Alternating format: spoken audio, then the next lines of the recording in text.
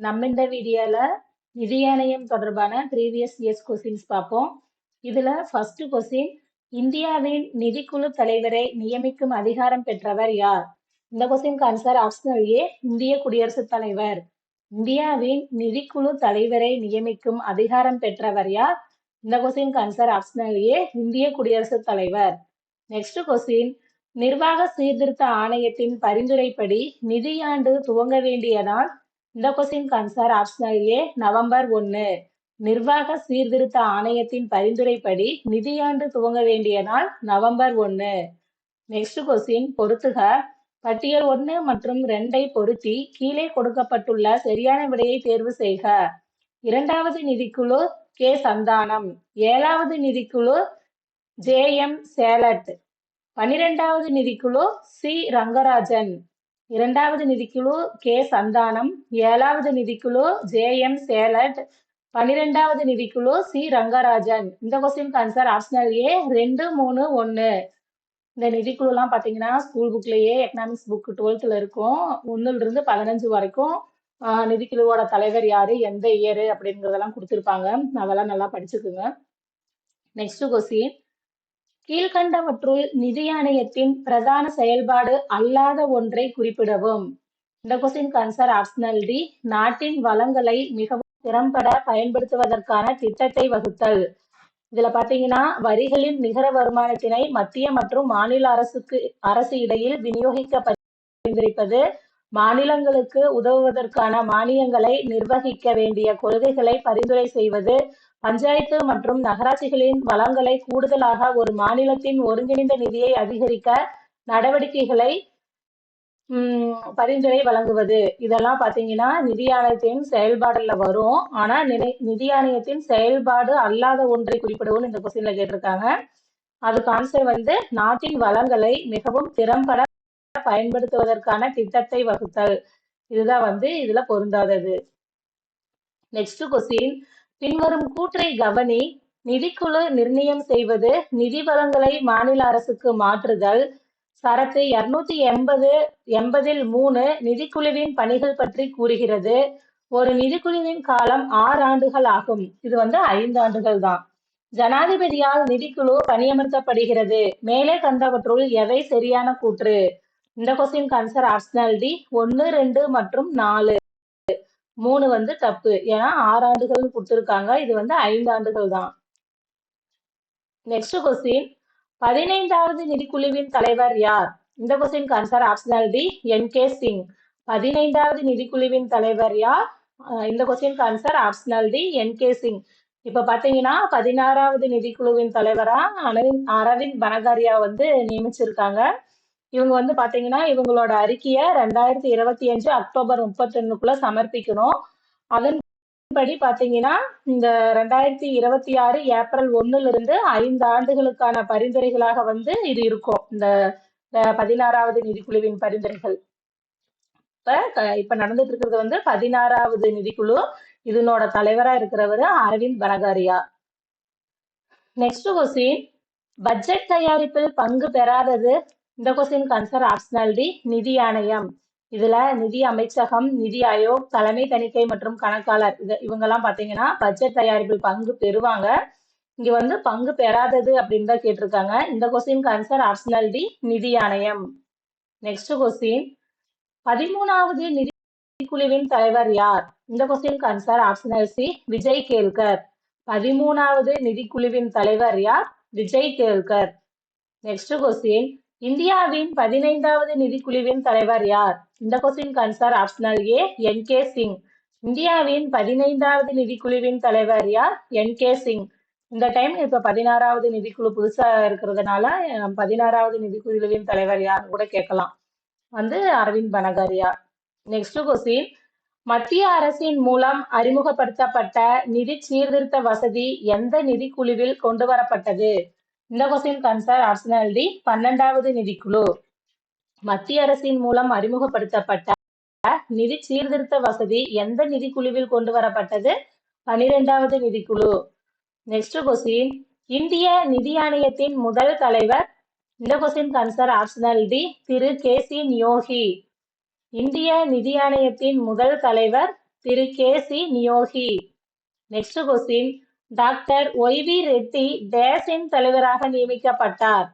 இந்த question answer optional D, 14வது நிதிக்குழுவின் தலைவர். Doctor Y V. ரெட்டி டேஸின் தலைவராக நியமிக்கப்பட்டார். இந்த கொஸ்டின் ஆன்சர் ஆப்ஷனல் டி, 14வது நிதிக்குழுவின் தலைவர். நெக்ஸ்ட் கொஸ்டின், டேஸ் அரசியலமைப்பின் 280வது பிரிவின் கீழ் அமைக்கப்பட்டுள்ளது. இந்த கொஸ்டின் ஆன்சர் ஆப்ஷனல் பி, நிதி ஆணையம்.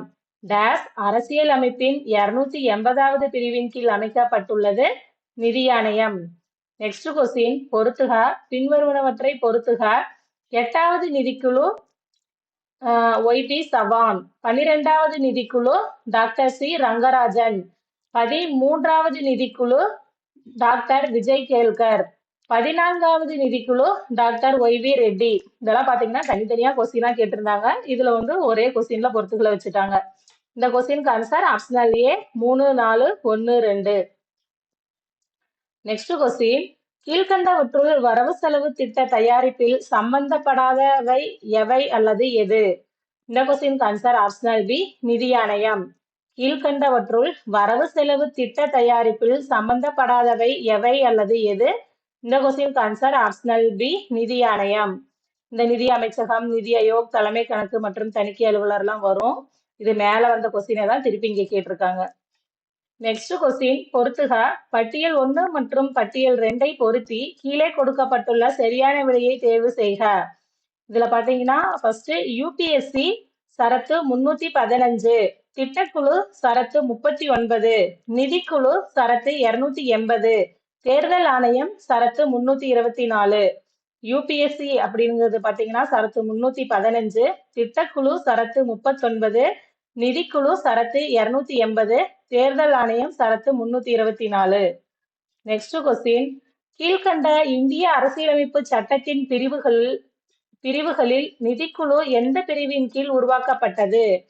இந்த கொஸ்டின் ஆன்சர் ஆப்ஷனல் டி, பிரிவு 280. கீழ்கண்ட இந்திய அரசியலமைப்பு சட்டத்தின் பிரிவுகளில் நிதிக்குழு எந்த பிரிவின் கீழ் உருவாக்கப்பட்டது? இந்த கொஸ்டின் ஆன்சர் ஆப்ஷனல் டி, பிரிவு 280. நெக்ஸ்ட் கொஸ்டின், பட்டியல் 1 மற்றும் 2 பொருத்தி கீழே கொடுக்கப்பட்டுள்ள சரியான விடையை தேர்வு செய்க. இதுல ஃபர்ஸ்ட் பாத்தீங்கன்னா 4வது நிதிக்குழு. இந்த question answer optional 2, P V. Rajamannar. 8வது நிதிக்குழு ஒய்.டி. சவான். 11வது நிதிக்குழு ஏ.எம். குஸ்ரு. 4வது நிதிக்குழு பி.வி. ராஜமன்னார். 8வது நிதிக்குழு ஒய்.பி. சவான். 11வது நிதிக்குழு ஏ.எம். குஸ்ரு. இந்த கொஸ்டினுக்கு ஆன்சர் ஆப்ஷனல் ஏ, 2, 3, 1. 15வது நிதி ஆணையத்தின் தலைவர். இந்த கொஸ்டினுக்கு answer optional B, NK. Singh. 15வது நிதி ஆணையத்தின் தலைவர் என்.கே. சிங். நெக்ஸ்ட் கொஸ்டின், பின்வருவனவற்றில் இந்திய நிதி ஆணையத்தின் செயல்பாடு எது? வரிகளின் நிகர வருவாயின் பங்குகளின் ஒதுக்கீடு, மானியங்களை நிர்வகிக்கும் கொள்கைகளை வகுத்தல், மத்திய மற்றும் மாநில அரசுகளுக்கிடையே உள்ள நிதியுறவை பார்ப்பது. இந்த கொஸ்டின் ஆன்சர் ஆப்ஷனல் பி, 1, 2 மற்றும் 3. 3மே சரி. நெக்ஸ்ட் கொஸ்டின், எந்த ஆண்டு 15வது நிதிக்குழு ஏற்படுத்தப்பட்டது? இந்த கொஸ்டின் ஆன்சர் ஆப்ஷனல் பி, 2017. எந்த ஆண்டு 15வது நிதிக்குழு ஏற்படுத்தப்பட்டது? இந்த question answer optional B, 2017. Next question, ஒன்றிய அரசின் நிதி திறத்தையும் மாநிலங்களின் நிதி தேவைகளையும் சமன்படுத்தும் நிறுவன வழிமுறைகள். இதுல பாத்தீங்கன்னா பாராளுமன்ற நிதிநிலைக்குழு, நிதி ஆயோக், இந்திய தலைமை தணிக்கை கட்டுப்பாட்டு அதிகாரி, நிதி ஆணையம் கொடுத்திருக்காங்க. இந்த கொஸ்டின் ஆன்சர் ஆப்ஷனல் சி, 2 மற்றும் 4, அதாவது நிதி ஆயோக் மற்றும் நிதி ஆணையம். நெக்ஸ்ட் கொஸ்டின், நிதி ஆணையத்தின் தலைவர்களை காலவாரியாக வரிசைப்படுத்துக. இதுல பாத்தீங்கன்னா ஒய்.டி. சவான், இவர் 8வது நிதிக்குழுவின் தலைவர். கே. சந்தானம் 2வது நிதிக்குழுவின் தலைவர். கே.சி. பந்த் 10வது நிதிக்குழுவின் தலைவர். மகாவீர் தியாகி இவர் 5வது நிதிக்குழுவின் தலைவர். இதுபடி பார்த்தோம்னா ஃபர்ஸ்ட் 2 கே. சந்தானம், அதுக்கடுத்து மகாவீர் தியாகி, அதுக்கடுத்து ஒய்.டி. சவான், கடைசியா கே.சி. பந்த். இந்தபடி பார்த்தோம்னா இந்த கொஸ்டினுக்கு answer optional B, 2, 4, 1, 3. Next question, 15வது நிதிக்குழுவின் தலைவர் யார்? இந்த கொஸ்டினுக்கு answer optional C, N K. Singh. 15வது நிதிக்குழுவின் தலைவர் யார்? என்.கே. சிங். பொறுத்துக. சி ரங்கராஜன் 12வது நிதிக்குழு, என்.கே. சிங் 15வது நிதிக்குழு, டாக்டர் ஒய்.வி. ரெட்டி 14வது நிதிக்குழு, டாக்டர் விஜய் எல். கேல்கர் 13வது நிதிக்குழு. இந்த question answer optional B 4, 3, 2, 1. Next question, கீழே கொடுக்கப்பட்டுள்ளவற்றுள் நிதிக்குழு குறித்து சரியானவை சட்டப்பூர்வமற்ற அமைப்பு ஆகும். இது ஒரு பகுதிசார் சட்டப்பூர்வ அமைப்பு. அடுத்து பகுதிசார் சட்டப்பூர்வ அமைப்பு ஆகும், முற்றிலும் சட்டப்பூர்வ அமைப்பு ஆகும், மேற்கண்ட எதுவும் இல்லை. இந்த கொஸ்டின் ஆன்சர் ஆப்ஷனல் ஏ 2 மட்டும். அதாவது பகுதிசார் சட்டப்பூர்வ அமைப்பு. நிதிக்குழு அப்படிங்கிறது பகுதிசார் சட்டப்பூர்வ அமைப்பு. நெக்ஸ்ட் கொஸ்டின், 8வது நிதிக்குழு மாநிலங்களுக்கிடையே வருமான வரியை பகிர்ந்து கொள்ள புதிய விதியை அறிமுகப்படுத்தியது.